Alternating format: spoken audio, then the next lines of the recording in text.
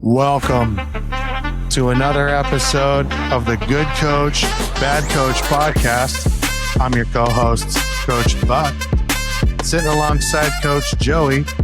And today we have head coach for the Lowellville Rockets, Coach Drew, with us. Coach Drew, welcome, man.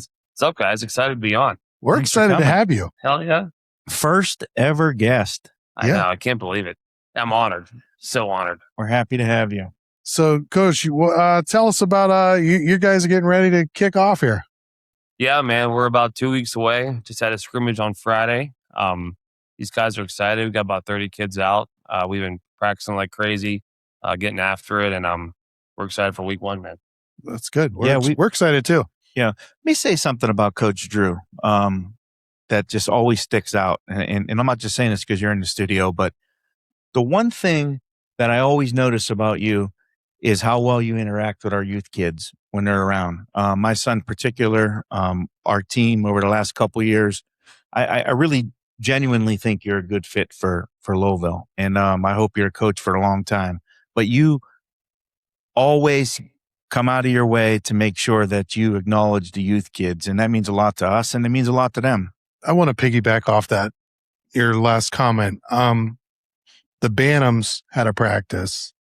I think it was last week, and we kind of bumped up, and you made your guys come over and give all the Bantam kids. Yeah. They went nuts. Like it changed the whole dynamic of the practice. So yeah, like Coach Joe said, I mean, I can't speak enough on how awesome that is. And it's just the little things like that kind of go. Yeah. And that was super cool. I really appreciate that, guys.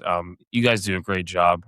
You're a varsity head coach's dream to have what you guys have going on down there. You drive by the practice, it's blocked off. There's cheerleaders, they're doing their thing. You guys are practicing. It's a great thing. And from top to bottom, it's just, having everybody aligned like that is awesome. And it's exciting for Lowellville football for the future. And you guys are an integral part of that. So I appreciate it. Thank you. Yeah. We're going to give you some time to talk about your team and your upcoming season, but Coach Buck and I would like to touch on some of the things that we talked about in previous episodes, and we'd love to have your take on it. For sure. I'm just going to pick out a couple different things. NIL, huge thing, right? Yeah. Name, image, and likeness. I know you know what it is. Yep. Coach Buck and I touched on this, and I personally see an avenue where it absolutely comes to the high school level. I just don't see how you stop it. Right. To take it one step farther, I think it comes at a youth level at some time. It's not crazy to think about. Yeah, for sure. Coach Buck and I, when we were younger, it was always an athlete's dream to become a professional athlete. Yep. That's how you became rich and famous. Now our kids have the opportunity, or anybody's kid has the opportunity to become rich and famous just going to college. That's right. Yeah. Crazy. Do you think it would ever come to the high school level, number one? And number two, how does a small school like Lowellville even deal with such a thing if it happens? Yeah, I think right now it actually is at the high school level at these bigger schools, but hasn't made its way down to our level yet. Like it's one of those things where you just gotta embrace change in a sense. It's on a fast track and it's coming. I personally what do I think about it? There has to be guidelines to it. There has to be a certain, I would agree. Like just like in the college realm now, there's not really a guideline to it. It's like, well, You're who has, 100% right. who has the most money, and let's just go get the best player. If there's like a legit, way every school has to follow, or if you go from Division 1 to 7, Division 7 doesn't follow this certain, format, different at Division 1, then honestly, I'm okay with it. It's not like it's the end of the world. But when you get like a competitive disadvantage and, you're already behind the 8 ball with us to start being a smaller school, there got to be some kind of rules and they got to be followed the correct way. And I think if that does happen, then yeah, I could be for it. But there has to be a strict rule following. It has to be, everyone has to do the exact thing. And if that happens, I can see it. I know you don't. Over. Sorry, I didn't mean to cut you No, off. you're good. I know you don't have a crystal ball, but how far out would you say we are in something like that? Because we kind of clowned around. We were talking about a school from Texas coming down and handing $1,000 worth of Roblox to a starting center at the Bantam level. Yeah. But like, in all seriousness, how It's like close gold. do you? Yeah, exactly. But how close do you think we are to something like that? I mean, do you think next couple of years? Are we decades away? I mean, what's your take? I think it's coming. And I think it's coming pretty quick. I truly think now that they passed it at a certain level, it's we just talked about this at my staff. Like in 10 years, when your kids are going to be in the high school level, I mean, your boys might be making some cash enough.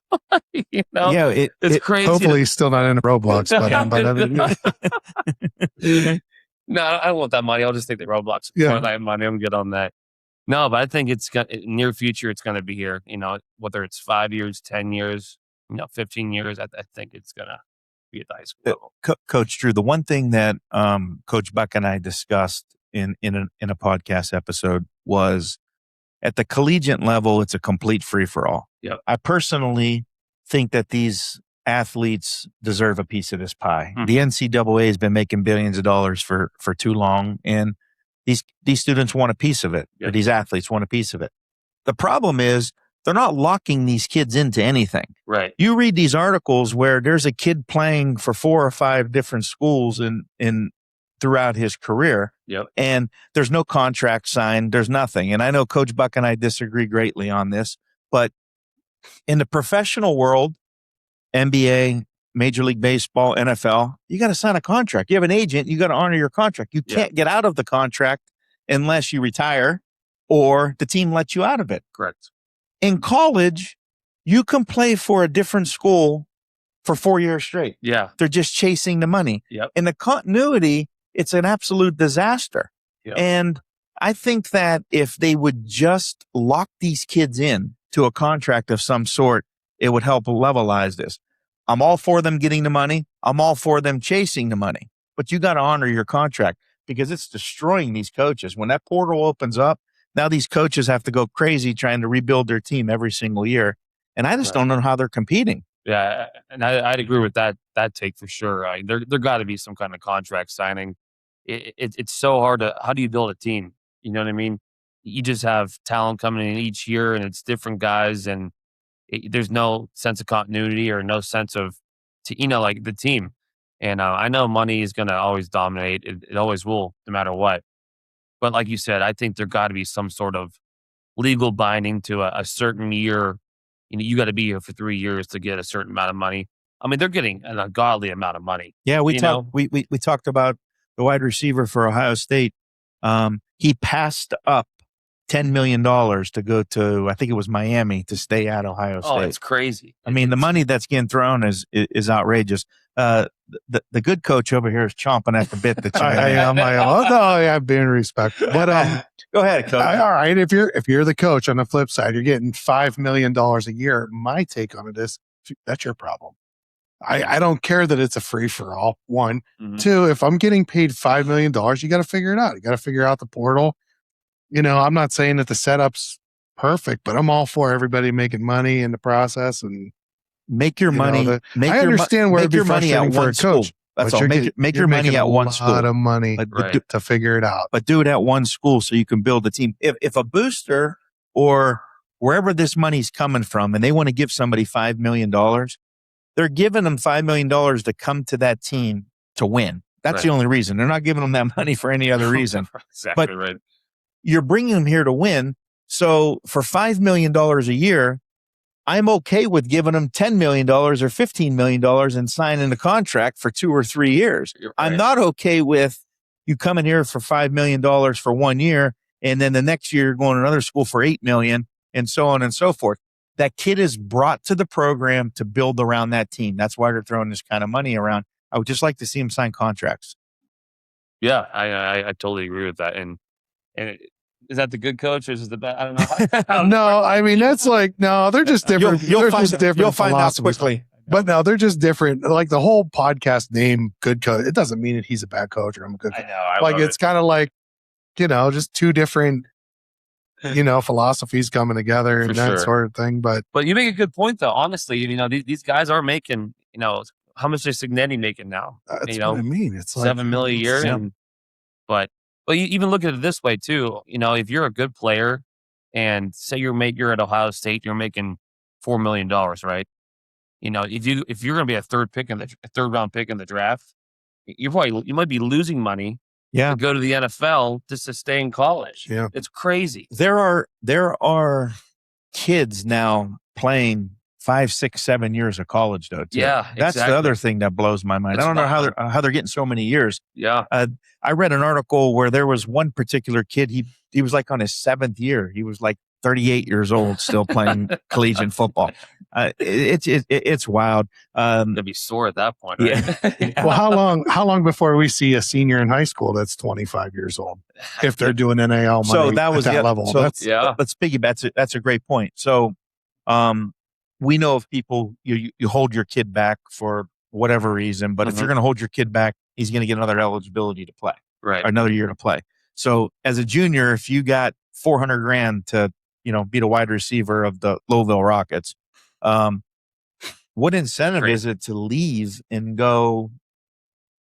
Can't the parent just hold you back again and you get Right. 400,000 more? I know, right.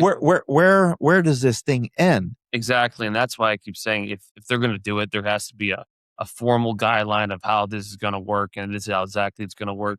Because then you get a free for all. You can, go to your local, restaurant and be like, hey, I need this amount of money and this player wants to come here, and okay, we'll give you this. And then you get them, and where's it stops? There has to be some kind of, fine line where it's over and you can't go further in this. And I hope it happens that way. What do you think about contracts?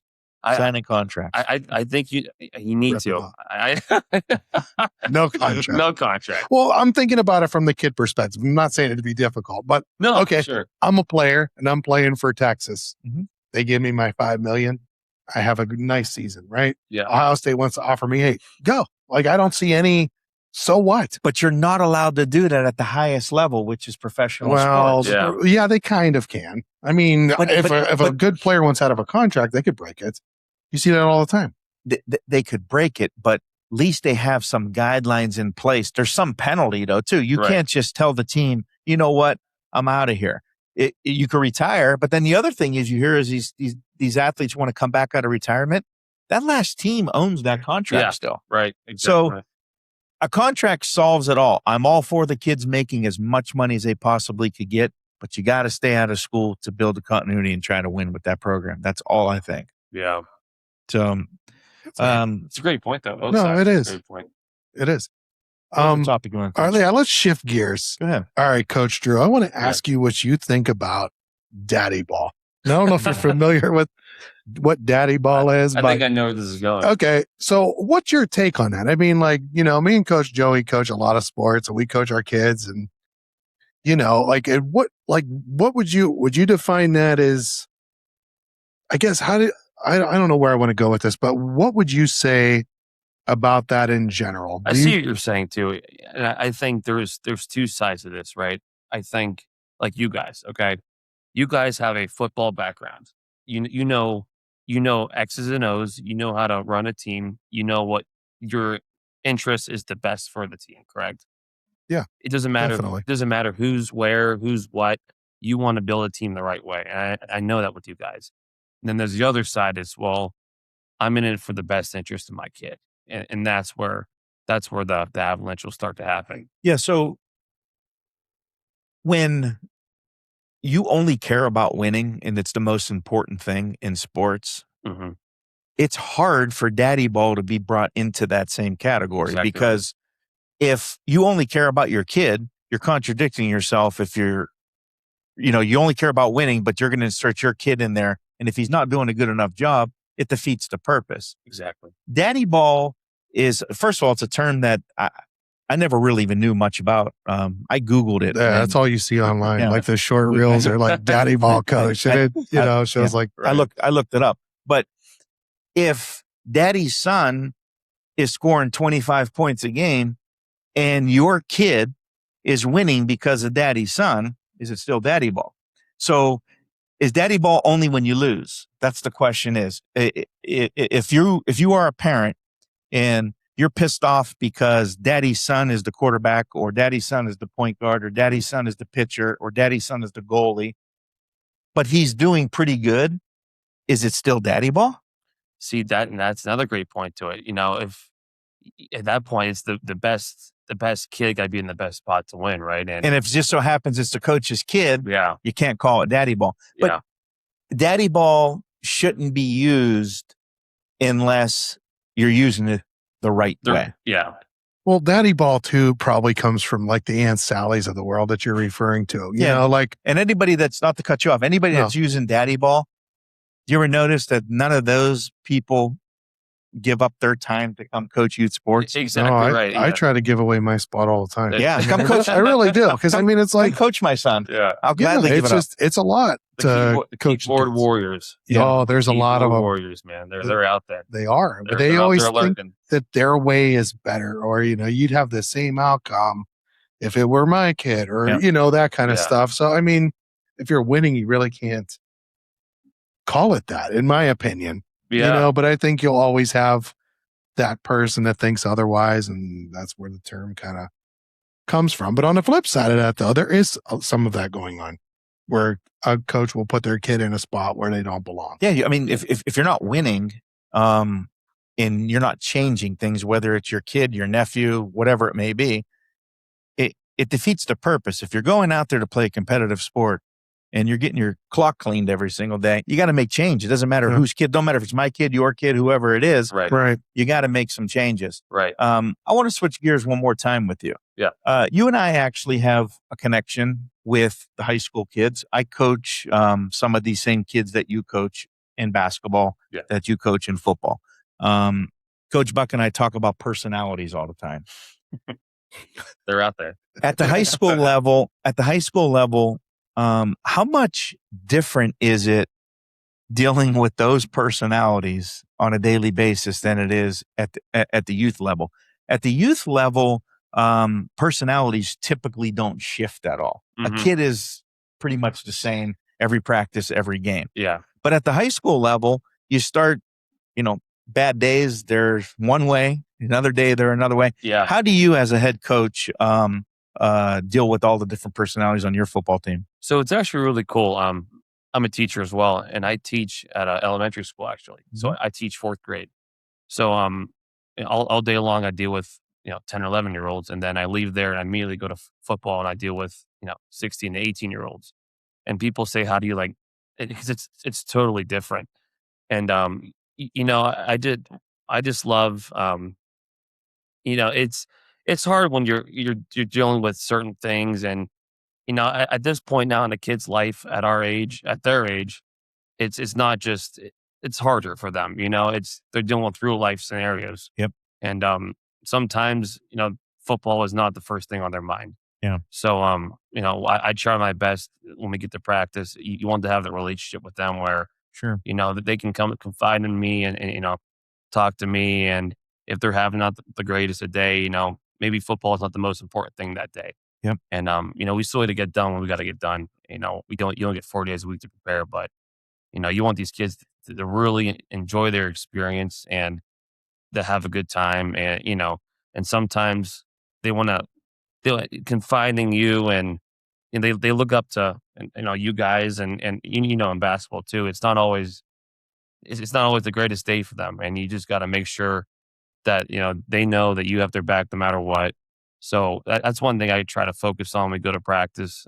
Sometimes the practice isn't going great. Well, why isn't it going great? Is it because you're just having a bad day? Mm-hmm. Is it because it's hot outside? And sometimes it's, I'm not having the greatest day today. So we try to, be there and talk to them as much as I can, and just be that lending ear. Sometimes where you get that different opinion, you're home dealing with mom, dad, and well, this is what happened. Oh, I can try to help you out in my perspective. So just trying to always be there for them. And like you said, is different from a 10-year-old to a 17 and 18-year-old. But they both have chances to have bad days for sure. But it's at the youth level, things really don't change too often. When a kid is having a bad day, it's usually that's the way it is. Mm-hmm. At the high school level, when a kid's having a bad day, it lingers on forever. It seems like it just never ends, and then until they snap out of it. Yeah.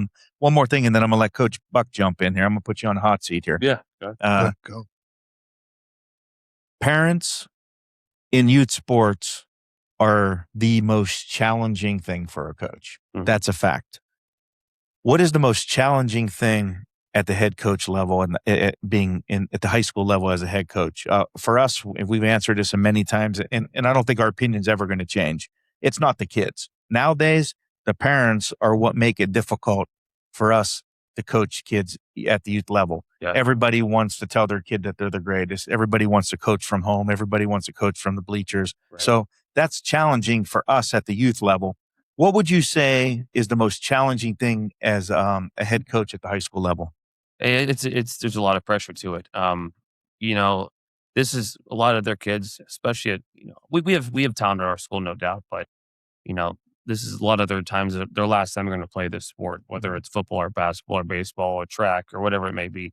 This is it. So, the parents do get involved in it, and that's for sure, because they think, well, this is the last time he's going to have a chance to do this. So you want to make sure you do it the right way. That's an excellent point. Yeah. And they look at me, and I 1 year out the other, but I just turned 32 years old. So they look at me like, okay, this kid, he's a kid essentially still. And I'm 55, 56 years old, and I'm this 32-year-old is controlling my 17, 8-year-old chances to do something from this, or, so maybe the trust factor, I've been seeing that too, but only thing I can do is put my head down and do what's best for these kids and put these kids in the best position to be successful. I've been doing that since I got the job in April, and it's been going pretty good. I can honestly say, and right hand of God, there has been many parent problems since I've gotten the job. I was just going to ask you that. From a youth level, you could hear them in the stands screaming, But Coach Buck, it's overbearing. For us, it's not really a parent problem. They don't really come to us. They don't really, we're in the dugout, you hear them. Yeah. We're on the sideline on the basketball court, you hear them. You're out on the football field, you hear them. It's challenging for us because we have to get that kid to buy into what we're doing. Yeah, and we know as 100%. soon as he goes home, mom, dad, and Aunt Sally are going to tell him something completely different. Yep. At the high school level, and you made a very good point, they're running out of time. Yeah. So mom and dad are really pushing the issue Yeah. to make sure Bobby gets his chance. Yeah. The gas is on the pedal for Yeah. sure. And same thing with the youth, the varsity. You teach them one way on Monday, on Tuesday they're doing it a different way. You're like, wait a second, this is not what we did. So it's just a lot of different opinions in these kids' ears.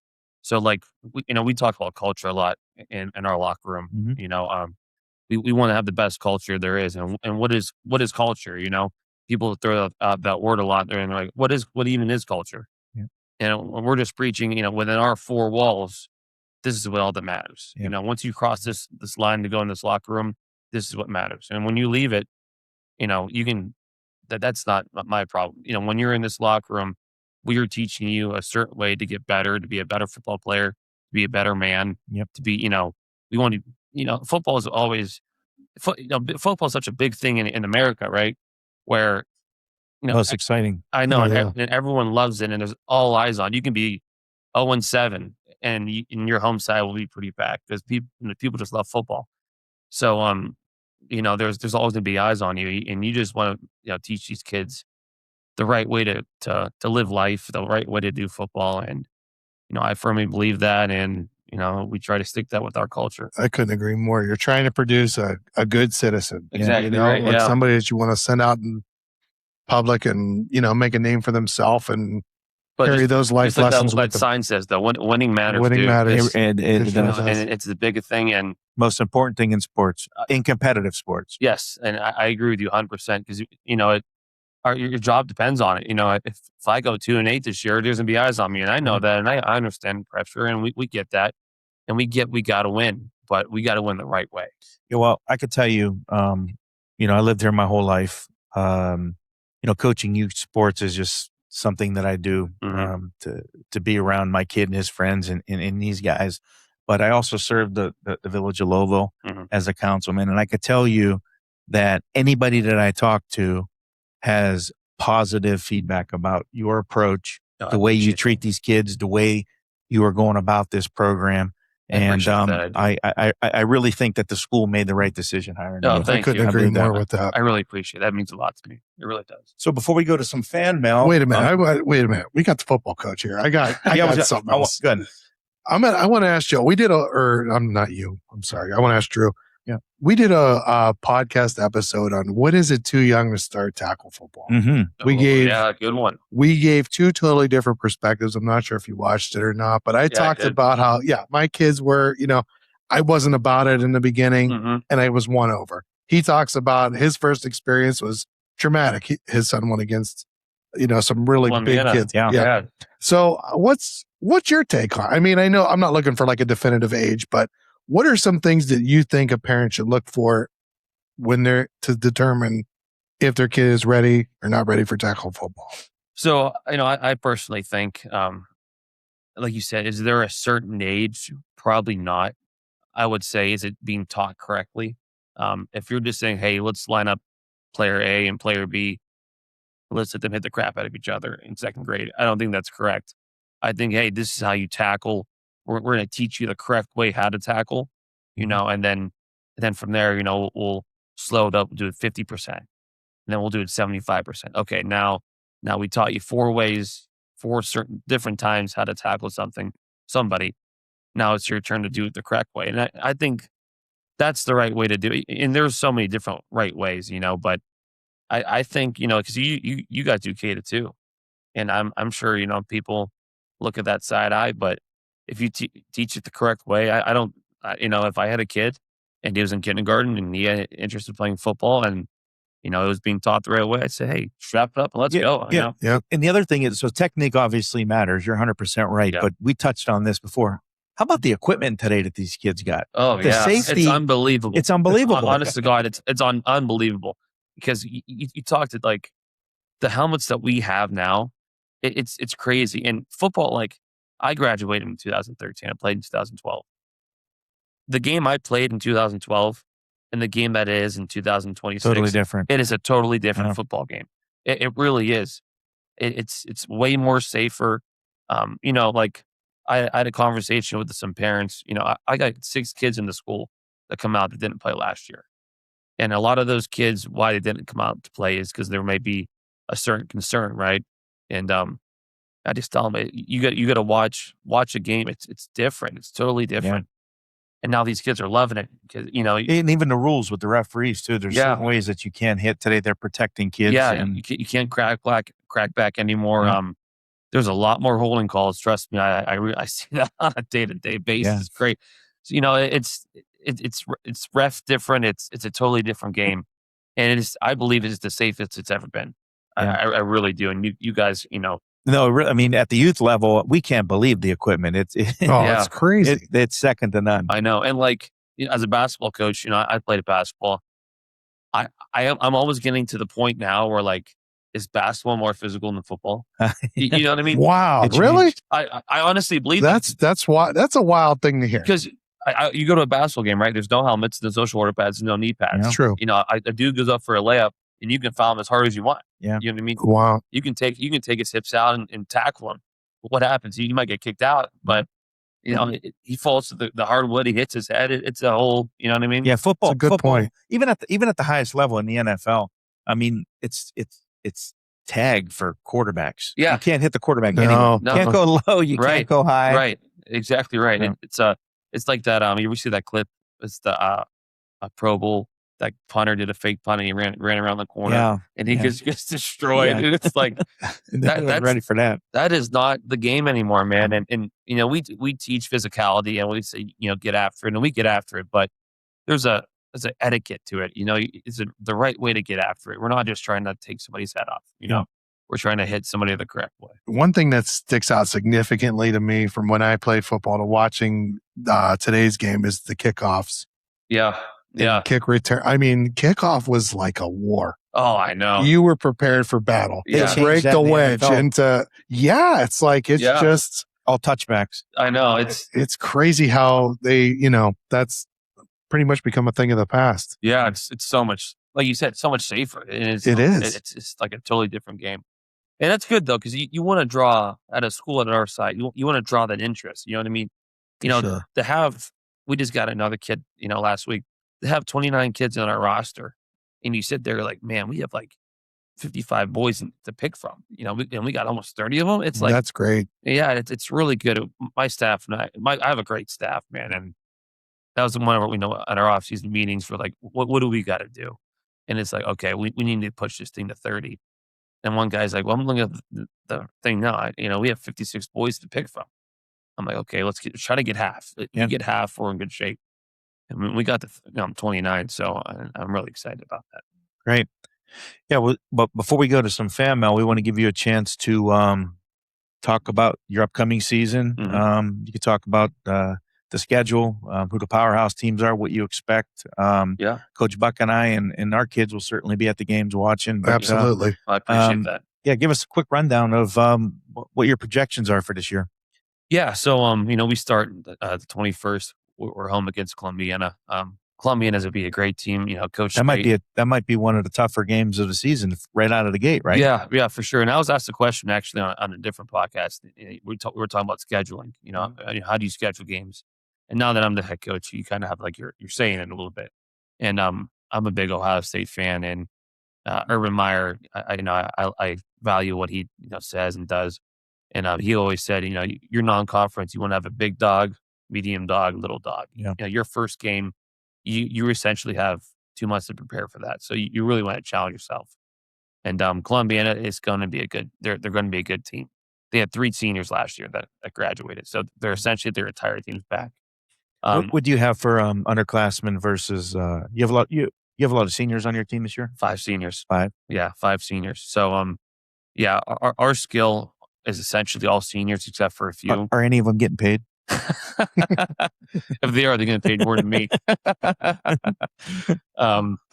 But our line, we have some young guys, man. We have juniors and we don't have one senior on our line. It's all juniors and sophomores and freshmen. So I came down to the That's scrimmage. I see you guys have some big kids on the line. yeah, we got some kids out in that school that are bigger sized kids. You're like, hey man, you can really help us out in some certain areas. And like, you want to play high school football? Now's your chance to do it. And we got them out. So they're going to help us out big time. But yeah, Columbiana is going to come to our place week 1. And it's going to be a challenge, but we're ready for that challenge. We like to challenge ourselves. So it's to be a good measuring stick for us.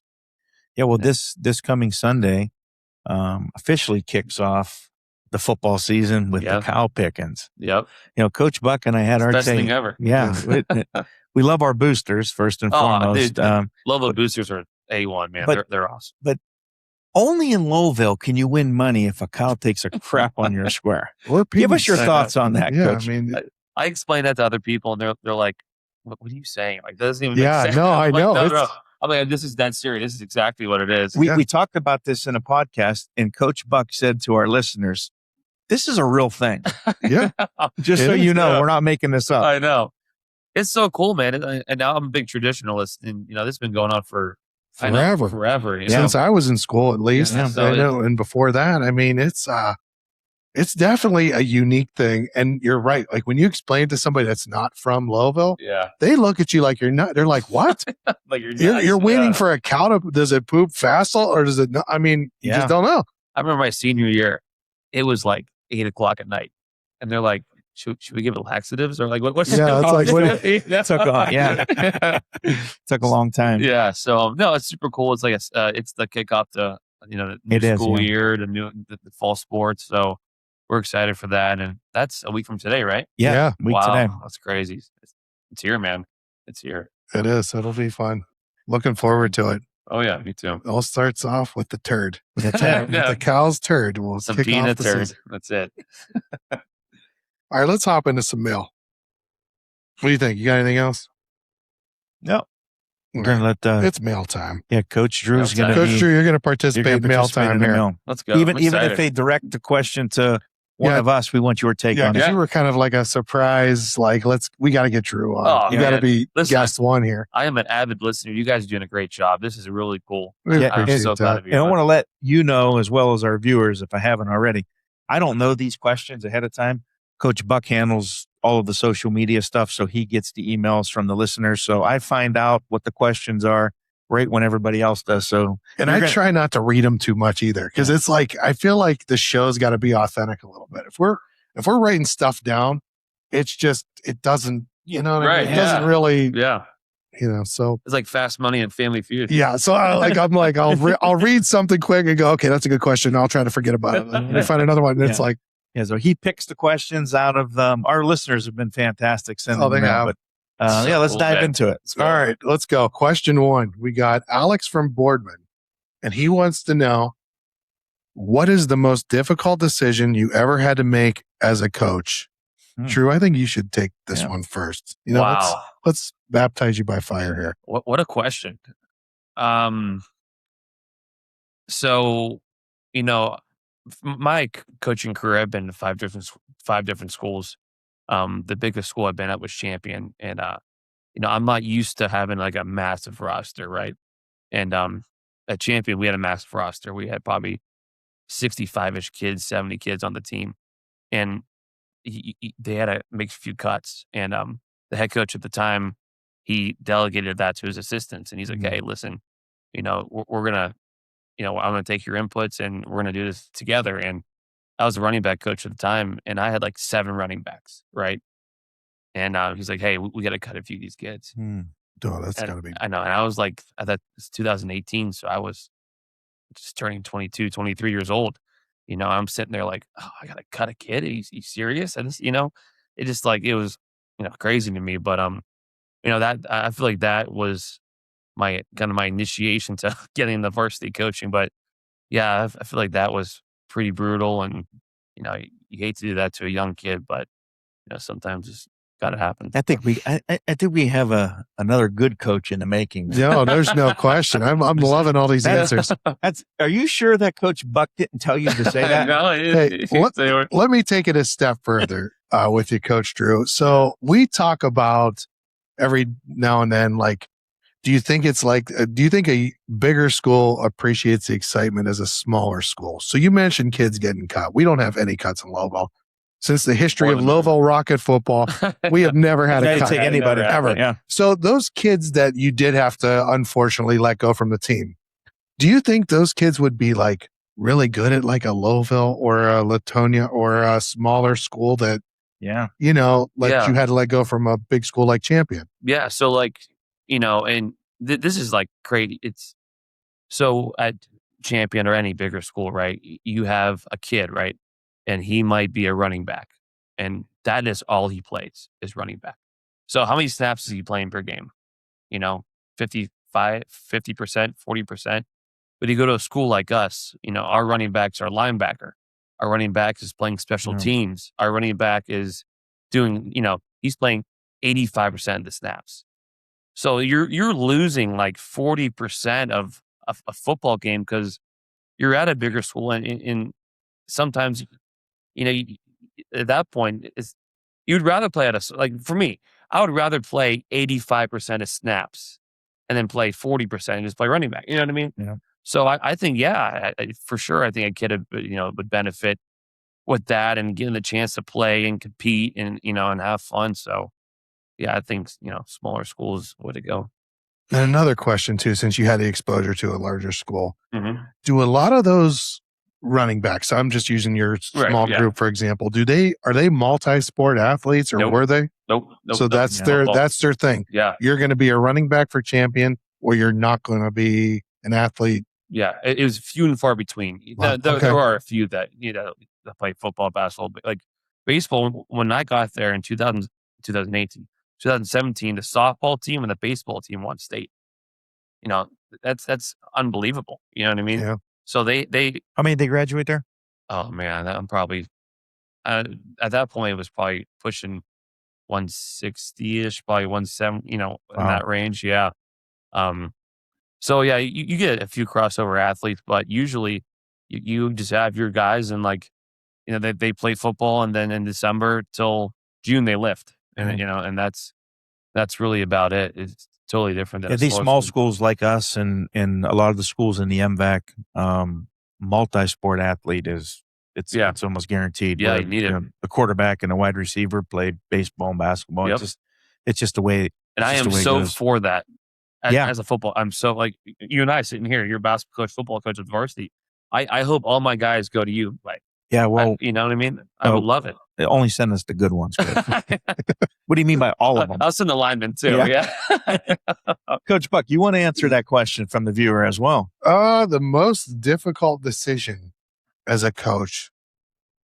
Honestly, I can't think of anything other than just dealing with parents that are kind of could be obnoxious, that are too involved or trying to disrupt your plan. But outside of that, though, it's few and far between. Like I said, when I pick a team, I try to avoid those things. I'm picking parents more so than players and talent. So I can't say I made too many difficult decisions at the youth level. I don't coach high school sports. I'm there to help the youth, and really haven't had to make, fortunately, too many real difficult decisions there. Yep. How about you? Completely opposite of Let's go. True. The most difficult thing I ever do is put a kid in that I didn't think should be being put in. Ooh. Oh yeah. When equal playing time is brutal. If anybody follows this podcast, which I know you do, I'm not a big fan of it. But anytime you have to put a kid in because it's his time to play and it affects the outcome of the game, that hurts. It's a tough decision, and not a lot of people would admit that that's a problem. But for me, it's not something that I enjoy having to do. Because it could affect the outcome of the game. Yeah. But it has nothing to do with the kid. But when you're talking about equal playing time and at the end of the game, it's time for that particular kid to go in. Yeah.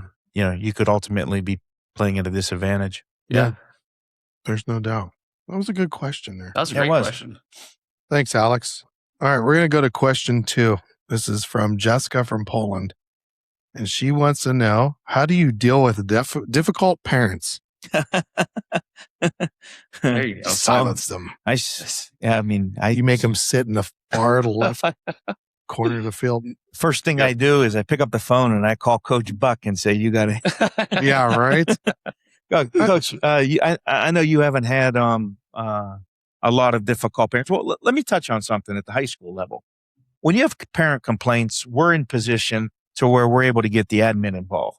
Yeah. If you have a parent that is constantly complaining about something, you could call the superintendent, you could call the athletic director, and you could say, hey, let's collectively have a meeting of some sort to get this ironed out. Right. It's never really a good idea at the high school level, and I don't know what your take is on this, but to sit down with the parents yourself without the admin knowing what the problem is. Right.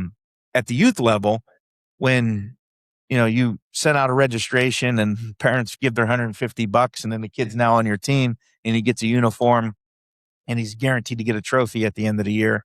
Yeah. We have to deal with those parents on our own. But at the high school level, when you get a complaint, whatever the complaint is, whether the coach is right, wrong, or indifferent, but you could at least get the admin involved and say, let's get this thing solidified. But what's your take on parents complaining at the high school level, if they do or if they don't? Yeah. So, actually, I think I disagree with you a little bit here, Joe. Yes. I love that. I like that too. It's easy to do. Yeah. When I was going through, being a junior high assistant, working my way up, one thing I learned is, you don't want, when you have a problem with your program, it's your job to solve it. Yeah. Unless it got like really heinous and it got really sideways, then you want to get, I got to get admin involved. But I like to, I'm the head coach of the Lowellville Rockets. If there's a football problem, I'd like to deal with that myself. Yeah. And I respect that. The only reason why I say get the admin involved is because 9 times out of 10, the parents most likely not going to like what I have to tell them. Right. So I want to make sure that I'm saying into the people that are, my bosses as well. So it's not he said this, she said this. If a parent is complaining and I am certain that the parent's not going to like what I have to tell them because it's going to be the truth. So the admin being there, it sort of helps solidify, he said this about my kid. No, I'd rather say it in front of the people that are paying us. Right. That's the only thing. I agree with you 100%. Head coach's job, take care of it. But nowadays, parents are so weak and so soft. You got to be careful what you say to them without somebody else around, because they can change your for sure. Yeah. words around. And sometimes when sometimes you can kind of tell too, like, all right, if I have this conversation with this person, it's gonna go sour pretty quick. Yeah. So then, at that point, I like to have the principal or the assistant principal or the AD like, hey, Sure. this is what's happening. Yeah. It might not be the best conversation, so we should, tag team this together and sit down and hash it out, like adults, Yeah. So I think that's a good point. that's on a youth level though. I think how to handle it. You could go a couple different routes. If I'm stuck coaching a kid where I know the parent's difficult, I'll ask the parent if they want to coach or help out. No, really, because you're taking. You do it. Yeah. No, but you're taking. I think if you do that early on, you're taking the pressure off of yourself because you stuck your hand out and said, "Hey, join me for this. If you want it, you could help out. If you don't, then pretty much I don't want to hear all the negative that comes with it. Yeah, you're right. You got to be bought in. So, I think if you offer that person a spot or see if they want to be involved in some way, I think that's a good way to go. But here's the thing, Coach Drew, at the high school level, we have closed practices, right? So when we're full steam in basketball season, parents aren't allowed in the stands to watch what we're doing. And I assume I don't want to speak for you, but I assume it's the same way. Yep. So closed practices, that is, that's one thing. At the youth level, they're open practices. Yeah. I wish they were closed, but I don't make that decision. Oh, they're open. You got grandmas, That place is grandpas, open. cousins, uncles. It's like a family reunion. It really is. It's open practices. And the parents that are complaining about Johnny's playing time or Johnny's position, they're at the practice. They see the same thing that we see. Yeah. Exactly. What the hell am I missing here? Right. That's the one thing that blows my mind. At the high school level, kid goes home, he tells his parents, I'm third string right now, or I'm not playing the position I want to play. Or the parent blows up. You got to talk with the coach. Yeah. All the parents that we hear complaining, they're at every single practice looking at the same product that we're looking at, and they're pissed off at us. Yeah. So it's one of those things where you just have to sort of deal with it. But if you are trying to compete and it's a competitive sport and you're trying to win, you can't worry about feelings like that. You just have to do what you feel is best. And you get to do what's best for the team at that point. And absolutely. For sure. It's at some point it's sports. There's a fine bottom line to it. You know what I mean? And it's winning and losing. And sometimes you just want to put the kids in the best position to win, and wherever that may be. And we talk about this all the time. How is it fair to take a kid who's doing everything he's supposed to do? He's helping your team be competitive. He's one of the reasons why you're winning. Now, I know you need a whole entire team to win, but let's be real. There's certain times in a game where somebody takes over and they're helping your team get over the hump. Yep. How is it fair to pull that kid out to put Johnny in because mom or dad or Aunt Sally's upset? I know. So that's not fair to that kid either. Right. I agree with that too. But if you don't like it, here's the key to the program. Yeah, there you go. Come join in. Come help out. That's why we're stuck coaching everything pretty much on the youth level. Is there's no volunteers. Yeah. Come coach. But they tell you what, the minute the game starts, you hear them. Oh, you sure do. You sure do. But you know what, though? All in all, though, the parents are pretty awesome. I know we're honing in on the like I said, select few bad ones, but all in all, they're pretty awesome. I from August of 25 till now, I've maybe had 2 or 3 problems. That's because that's because you're the good coach. Yeah, you're man. Maybe you got to change something there, coach. Yeah, no. We need both of us. Yeah. All right, funny. That was a good question. That was a good one. All right, thanks, Jessica. Let's go. Let's do one more. This one's for Drew here, or for all of us, but Drew, I want you to take this one. Yeah. Andrew from Latonia says that, like Lowellville, we also have low numbers. What are some ways the school district can help so small schools stay competitive? That's a great question too. And Latonia does have small numbers. One thing that I did want to say to you guys too, like I remember when I played, Pee Wee football. There's 2 things I remember sitting here right now. Number one was winning, and we won, and we had a blast doing that.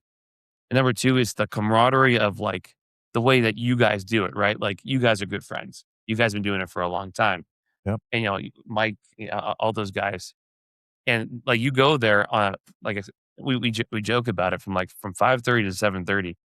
There was 300 people on that practice field, and the cheerleader, like the way you guys are running this is you're running it the correct way, and you're creating that interest. You know what I mean? Like that's going to go up to the junior high level, to the varsity level. These kids want to be there. They want to do it. They're not being. I don't think they're being forced to go play football. I checked out your guys' scrimmage last week, and the kids are excited. They're running around. They're chest bumping each other, and they're loving it. And that's from you guys doing a great job. So I think top down, you guys are really building a really good program, and that creates so much interest to go to the junior high level than to us at the varsity level. Yeah, one of the things that we talk about is being part of a team. That's nothing like it. No, I agree. Like it. So nothing. So if you're going to practice, for sake of our conversation, an hour and a half, from 6 to 8 o'clock, being there with your team. I don't care how old the kid is. I don't care if it's a kindergartner or somebody that's 18 years old that's a senior. Being part of a team is the most special thing in competitive it's sports. Unbelievable. It's unbelievable. When you show any up, activity, it doesn't have to be a sport. I mean, as long as you're part of something. well, it has to be competitive. Well, I mean, it depends on what. I mean, Yeah, you're going to go to an arcade. You're going to go to arcade with your buddies and say, okay, I'm with my team. Esports was a couple episodes ago. Get over it. Chess club. When you Hey, even play, chess club, you got to work at getting better at chess. I don't knock any sports. I don't even knock individual sports. We had that. Individual sports are great too. But there's something about being next to somebody in the locker room, Yeah. next to somebody on the field. And I'll take it even a step farther, next to somebody on the bench. Even if you're a reserve player, there's something about being there with your teammates that you could turn to and help you get over the hump, or help you if you're having a bad day, or help you with motivation. When you're not playing a team sport and you're doing it all on yourself, I just don't see that, there's anybody there that could help you get through the bad moment like you could when you're playing a team sport. Right. It doesn't matter what sport it is. It could be, I was particularly hard on baseball in this podcast. Baseball to me doesn't seem as competitive as the other sports, but I like it. Yeah. But you still are there with your team in the dugout, on the field. And I just think playing competitive sports, when you have your team around you, it's one of the most special things. I always say this too, like, in a world we live in today, it's so divided, right? But on a Friday night in Lowellville, it doesn't matter. No, it's great. Nothing matters, right? It just, everyone's together enjoying, the sport, enjoying Lowellville football, and it goes to the NFL. Like, being a part of something like that, it's just, there's second to none. It's unbelievable. I live down that end of town, and I could honestly tell you, on Friday night home games, when the lights go on and the cars are all parked in front of my house, or friends are in the driveway and they're walking down the street to get to the field, it's the best feeling. Oh, dude, there's nothing like it. And when I got this job, I get even choked up thinking about it. It's special. And you deserve it. Special. And you're doing a nice job, but I'll take it a step farther. You're representing the Lowellville Rockets the right way. No, I appreciate People are saying all of the right things about you, and the kids are bought in. I know a lot of these same kids that you're coaching on a personal level, because I coach them in basketball, and football comes up all the time. But I'm there watching, and I see, and I know all these same personalities the way that you know. But these kids are bought into your program, and I know Coach Buck went on a good note here too. But I got to tell you, we wish you nothing but the best.